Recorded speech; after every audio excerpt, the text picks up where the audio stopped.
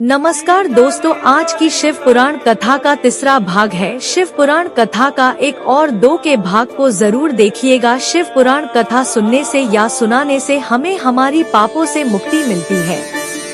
इस घोर कलयुग में हर किसी से कोई ना कोई गलती हुई है या जाने अनजाने कोई पाप हो गई है, तो हमारे पापों से मुक्ति हेतु हमें भगवान का ज्यादा से ज्यादा भक्ति करनी चाहिए। तो चलिए वीडियो शुरू करते हैं।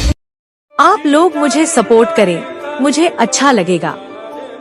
श्री शिव पुराण महायास्य 3 जगत को कृतार्थ कीजिए। सूत जी बोले, मुने, जो मनुष्य पापी, दुराचारी, खल तथा काम क्रोध आदि में निरंतर डूबे रहने वाले हैं, वे भी इस पुराण के श्रवण ठनले अवश्य ही शुद्ध हो जाते हैं। इसी विषय में जानकार मुनि इस प्राचीन इतिहास का उदाहरण दिया करते हैं, जिसके श्रवण मात्र से पापों का पूर्णतया नाश हो जाता है। पहले की बात है, कहीं किरातों के नगर में एक ब्राह्मण रहता था, जो ज्ञान में अत्यंत दुर्बल, दरिद्र, रस बेचने वाला तथा वैदिक धर्म से विमुख था। वह स्नान, संध्या आदि कर्मों से भ्रष्ट हो गया था और वैश्य वृत्ति में तत्पर रहता था। उसका नाम था देवराज। वह अपने ऊपर विश्वास करने वाले लोगों को ठगा करता था।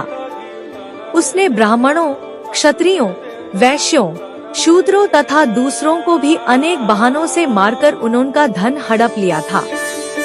परंतु उस पापी का थोड़ा सा भी धन कभी धर्म के काम में नहीं लगा था। वह वेश्यागामी तथा सब प्रकार से आचार भ्रष्ट था। एक दिन घूमता धामता वह दैत्रयोग से प्रतिष्ठानपुर झूसी प्रयाग में जा पहुंचा। वहां उसने एक शिवालय देखा, जहां बहुत से साधु महात्मा एकत्र हुए थे। देवराज उस शिवालय में ठहर गया, किंतु यहाँ उस ब्राह्मण को ज्वर आ गया। उस ज्वर से उसको बड़ी पीड़ा होने लगी। वहाँ एक ब्राह्मण देवता शिव पुराण की कथा सुना रहे थे। ज्वर में पड़ा हुआ देवराज ब्राह्मण के सुखारविंद से निकली हुई उस शिव कथा को निरंतर सुनता रहा। 1 मास के बाद वह ज्वर से अत्यंत पीड़ित होकर चल बसा। यमराज के दूल आए और उसे पाशों से बांधकर बलपूर्वक यमपुरी में ले गए। इतने में ही शिवलोक से भगवान शिव के पार्षदगण आ गए। उनके गौर अंग कर्पूर के समान उज्ज्वल थे, हाथ त्रिशूल से सुशोभित हो रहे थे। उनके संपूर्ण अंग भस्म से उद्घासित थे और रुद्राक्ष की मालाएं उनके शरीर की शोभा बढ़ा रही थी। वे सब के सब क्रोध पूर्वक यमपुरी में गए और यमराज के दूतों को मारपीट कर, बारंबार धमकाकर उन्होंने देवराज को उनके चंगुल से छुड़ा लिया और अत्यंत अद्भुत विमान पर बिठाकर जब वे शिवदूत कैलाश जाने को उद्यत हुए, उस समय यमपुरी में बड़ा भारी कोलाहल मच गया।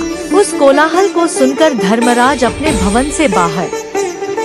दोस्तों, आज की शिव पुराण कथा तीसरा भाग यहीं पर समाप्त होता है। वीडियो अच्छी लगी है तो लाइक, शेयर, सब्सक्राइब जरूर करें।